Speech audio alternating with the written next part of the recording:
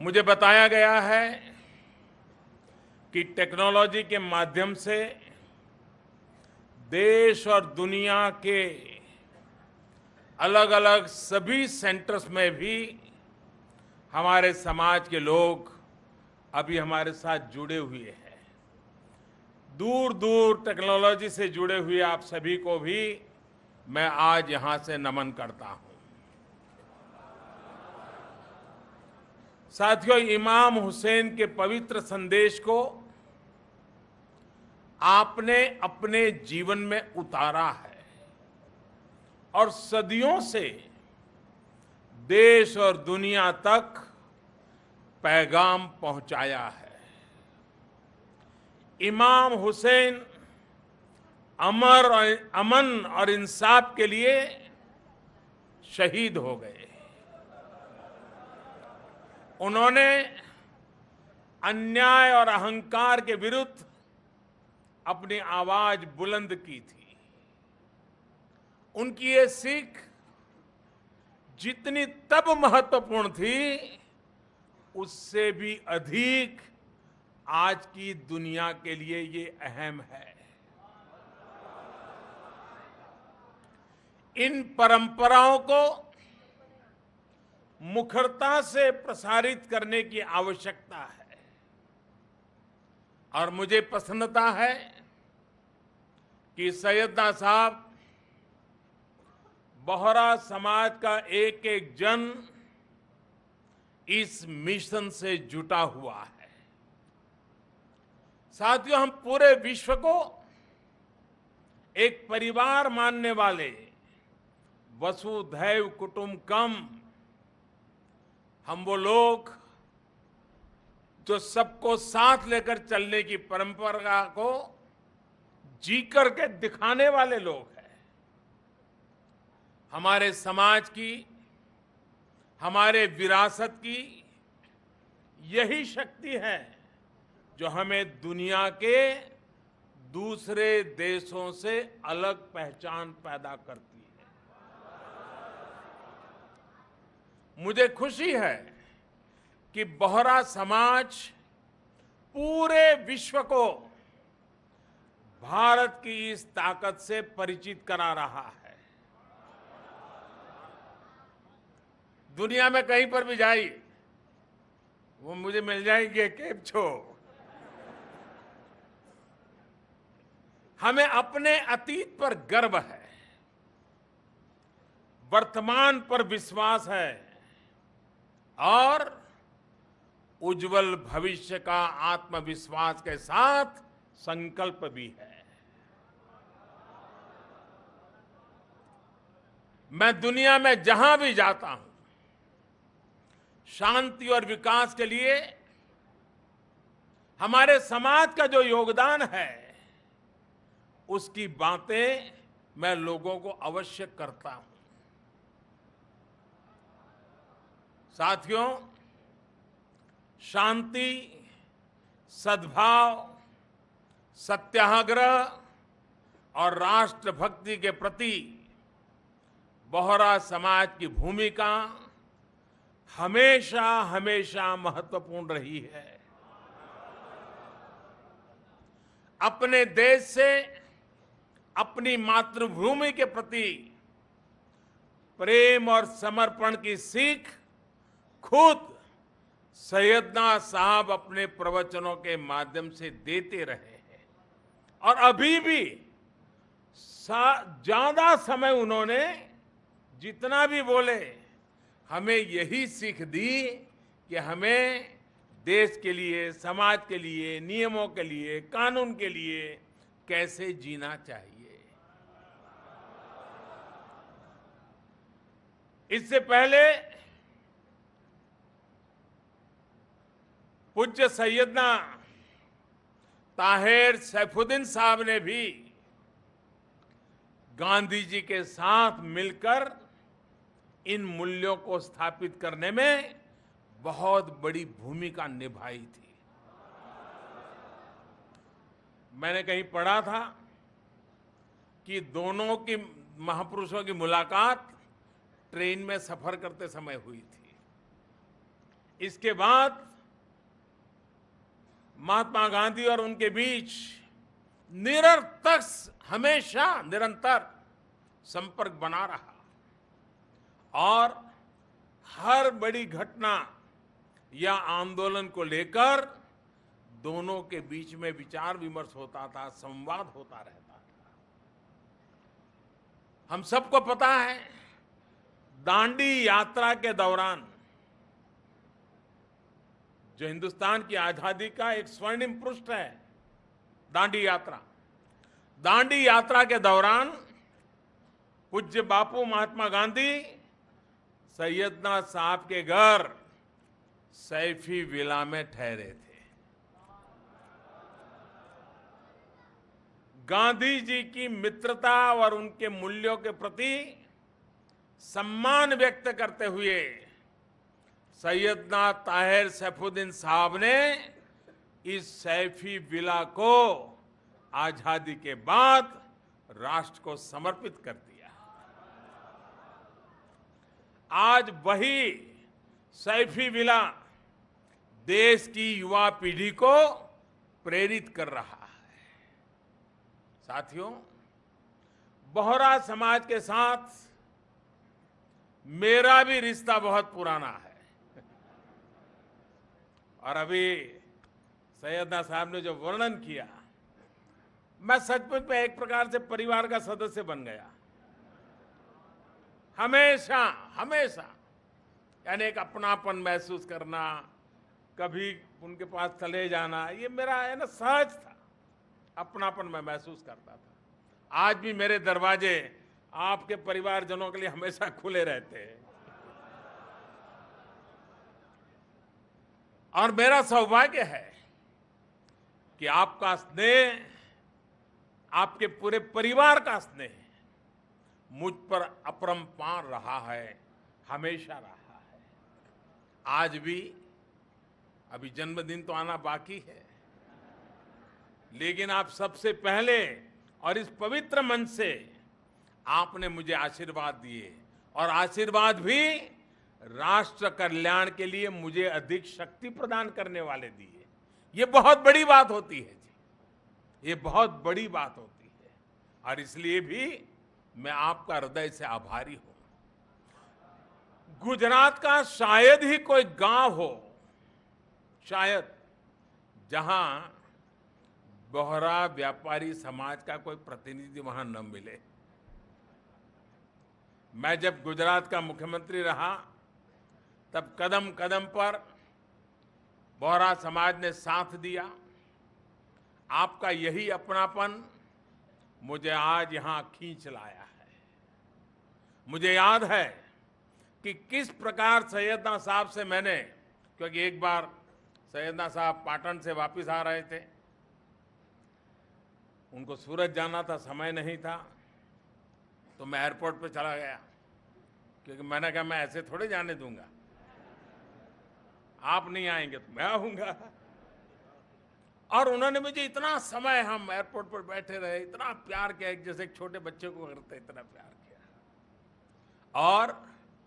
और वहां बातों बातों में मैंने गुजरात में पानी के संकट की चर्चा की, चेक डैम बनाने की चर्चा की और मुझे आज बड़े संतोष के साथ कहना है कि इतनी सी हल्की फुल्की बातें चीतों को सैयदना साहब ने उस उम्र, और वो करीब करीब 97-98 तो पार कर चुके होंगे उस समय,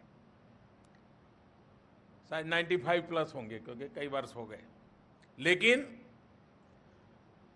जाते ही उन्होंने इस मिशन मोड में इस काम को हाथ में लिया और गुजरात में अनेक जगह पर आपके प्रयासों से अनेक गांवों को चेक डैम से वर्षा का पानी संग्रह का बड़ा अभियान सफलतापूर्वक चलाया गया, जो गांवों को पानी मिला। इतना ही नहीं, आज से कुछ वर्ष पहले मैंने एक कार्यक्रम में कुपोषण, उसके विषय में गुजरात में उसके खिलाफ लड़ाई लड़ने के लिए बोहरा समाज से सहयोग मांगा था, जन जागरण अभियान चलाने के लिए आग्रह किया था। इसको भी बोहरा समाज ने, सैयदना साहब ने हाथों हाथ लिया और भीषण समस्या को दूर करने में गुजरात की सहायता की। संयोग देखिए, इस बार जब दाऊदी बोहरा समाज अशरा मुबारक के पावन पवित्र अवसर पर जुटा रहा है, तब देश में, हम पूरे देश में पोषण माह मनाया जा रहा है, न्यूट्रिशन मिशन के तहत चलाया जा रहा है। एक एक शिशु, एक एक माता को सुरक्षित करने का ये अभियान आज देश भर में चल रहा है। आप सभी हर बच्चे की शिक्षा, उसके पोषण, उसके स्वास्थ्य को लेकर के जो कार्य करते रहे हैं, उसने समाज को सशक्त करने का काम किया है। और मुझे जानकारी दी गई है कि प्रोजेक्ट राइस के माध्यम से आप भी महाराष्ट्र समेत देश के दूसरे हिस्सों में बच्चों को पोषक आहार देने का अभियान चला रहे हैं। आपका ये प्रयास निश्चित रूप से देश के भविष्य को स्वस्थ और सशक्त बनाने में मदद करेगा। साथियों, पोषण और स्वास्थ्य को लेकर दाऊदी बोहरा समाज हमेशा जागरूक रहा है। फैज मवेद और थाली, कम्युनिटी किचन के माध्यम से आप ये सुनिश्चित कर रहे हैं कि समाज का कोई भी व्यक्ति भूखा न सोए। इतना ही नहीं, देश के गरीब को, मध्यम वर्ग को स्वास्थ्य सुविधाएं देने के लिए आप दर्जनों अस्पताल चला रहे हैं। यूनिवर्सल हेल्थ केयर के प्रति आपकी ये सोच देश को, समाज को शक्ति देती रही है और भविष्य में भी और मजबूत करेगी। आप सभी ये भी जानते हैं कि देश में स्वास्थ्य को पहली बार सरकार ने इतनी प्राथमिकता दी है। Affordable health care, preventive health care को बढ़ावा दिया जा रहा है। क्वालिटी अस्पतालों, हेल्थ एंड वेलनेस सेंटर्स का जाल बिछाया जा रहा है। जन औषधि केंद्रों पर सस्ती दवाएं उपलब्ध की जा रही हैं। मुफ्त डायलिसिस की सुविधाएं दी गई हैं। हार्ट और नी सर्जरी के लिए इस्तेमाल होने वाले सामान की कीमतों में भारी कमी की गई है। अब आयुष्मान भारत देश के करीब करीब 50 करोड़ गरीब भाई बहनों के लिए संजीवनी बनकर के आई है। साथियों, पोषण और स्वास्थ्य सेवा के साथ साथ गरीबों, जरूरतमंदों के लिए घर देने का जो बीड़ा आपने उठाया है, वो भी सराहनीय है। मुझे बताया गया है कि लगभग 11,000 लोगों को आपके प्रयासों से अपना घर मिल चुका है। इसके अलावा शिक्षा और स्किल डेवलपमेंट के क्षेत्र में भी आपका सहयोग सरकार के प्रयासों को एक और ताकत देता है। कभी कभी समाज की शक्ति और सरकार की शक्ति मिलती है तो परिणाम अनेकों गुना ज्यादा आता है। सिर्फ डबल होता है ऐसा नहीं, अनेकों गुना ज्यादा अच्छा होता है। देश के जनमानस के जीवन को सरल बनाने के, जीवन स्तर को ऊपर उठाने के लिए हम लगातार कोशिश करते रहते हैं, आगे बढ़ाते रहते हैं। साथियों, गरीब और मध्यम वर्ग से जुड़ा एक और विषय है जिस पर सरकार ने बल दिया है। वो विषय है स्वच्छता का। स्वच्छ भारत अभियान शुरू भले ही सरकार ने किया हो, लेकिन आज इस अभियान को देश की 125 करोड़ जनता खुद होकर के आगे बढ़ा रही है। गांव गांव, गली गली में स्वच्छता के प्रति एक अभूतपूर्व आग्रह पैदा हुआ है। 40% घरों में, मैं प्रधानमंत्री बना उसके पहले हमारे देश में सिर्फ 40% घरों में ही टॉयलेट थे। हमारी माताओं बहनों को कितनी तकलीफ होती होगी, इसका हम अंदाज कर सकते हैं। सैयदना साहब तो खुद स्वच्छता और पर्यावरण की सुरक्षा के प्रति आग्रही है ही। और मुझे याद है जब बड़े सैयदना साहब की जन्म शताब्दी थी और उस कार्यक्रम में मुझे बुलाया था। पता नहीं और लोग कैसे जन्म शताब्दियां मनाते हैं, जन्मदिन मनाते हैं। उस दिन हम लोगों ने, आपको भी याद है, स्पैरो बचाने के लिए है, अपनी चकली बचावा माटे आंदोलन खड़ा कर दिया। हर एक को एक बॉक्स दिया गया जिसके अंदर वो अपना घोंसला बनाए। ये पर्यावरण की रक्षा के नहीं तो क्या है जी? ये हमारे संस्कार है। और उन्होंने मन की पवित्रता को हमारे वातावरण की शुद्धता और स्वच्छता से जोड़ा है। मुझे बताया गया है, और अभी भी सैयदना साहब ने यही कहा, स्वच्छता दिल की और मन की भी करनी है। मुझे बताया गया है कि इंदौर की प्रतिष्ठा को ध्यान में रखते हुए अशरा मुबारक के इस पूरे आयोजन को पर्यावरण और स्वच्छता के संदेश के साथ जोड़ा गया है। यहां प्लास्टिक बैग पूरी तरह बैन किए गए हैं। इस पूरे आयोजन को जीरो वेस्ट यानी कचरे से रहित बनाने का प्रण लिया गया है। यहां रोजाना करीब 10 टन कचरे को रिसाइकिल कर फर्टिलाइजर में बदलने का काम किया जा रहा है और फिर इसको मुफ्त में किसानों में बांटा जाना है। इन सब कार्यों से आप सभी पर्यावरण की सेवा तो कर ही रहे हैं, वेस्ट टू एनर्जी का जो सरकार का विजन है उसको भी आप बल दे रहे हैं। साथ ही किसान भाई बहनों के लिए भी आपका ये कदम लाभकारी होने वाला है।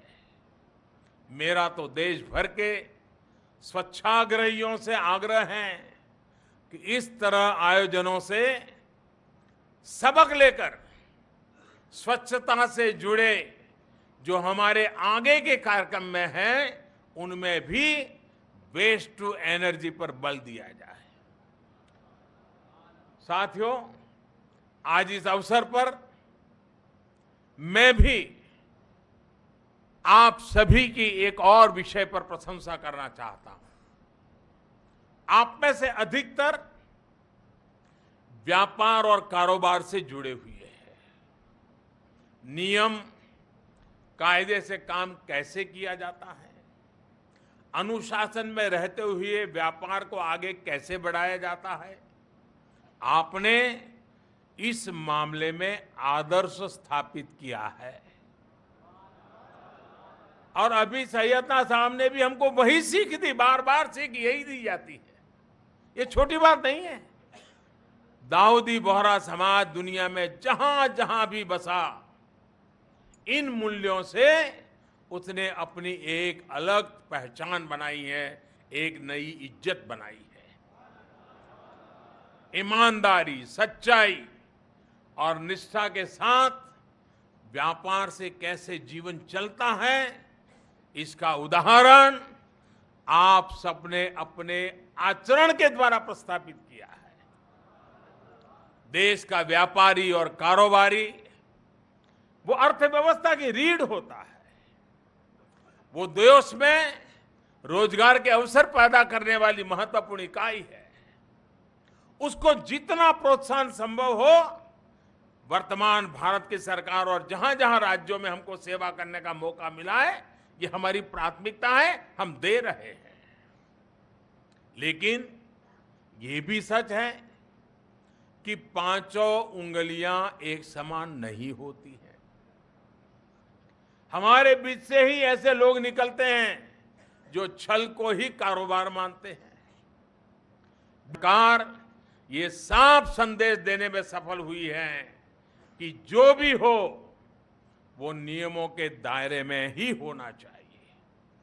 GST, insolvency and bankruptcy code जैसे अनेक कानूनों के माध्यम से ईमानदार कारोबारियों को प्रोत्साहित किया जा रहा है और इसका सबसे ज्यादा फायदा कोई उठाता है तो मेरा बोहरा समाज उठाता है। आज स्थिति ये है कि मेक इन इंडिया के तहत मोबाइल फोन हो, गाड़ियां हो या फिर दूसरे सामान, रिकॉर्ड उत्पादन आज हमारे यहां हो रहा है। रिकॉर्ड स्तर पर निवेश हो रहा है। इसी का परिणाम है कि पिछले क्वार्टर में 8% से अधिक की विकास दर आप सभी के प्रयास से 125 करोड़ देशवासियों के श्रम से देश ने हासिल की है, जो दुनिया की बड़ी इकोनॉमी में सबसे तेज गति से आगे बढ़ने वाली है। अब दहाई की विकास दर पर देश की नजर है और जिस गति से हम आगे बढ़ रहे हैं वहां तमाम चुनौतियों के बावजूद देश की ताकत है, देश पहुंच सकता है और मेरा भी विश्वास है। साथियों, दुनिया भर में भारत के प्रति सद्भावना बनाने में आप सभी का एक महत्वपूर्ण भूमिका निभा रहे हैं। दुनिया में जिस प्रकार प्राचीन भारत की चमक थी, आज न्यू इंडिया को वो सम्मान देने का सौभाग्य हम सबको मिला है। देश के नवनिर्माण के लिए हम निरंतर मिलकर के आगे बढ़ते रहेंगे।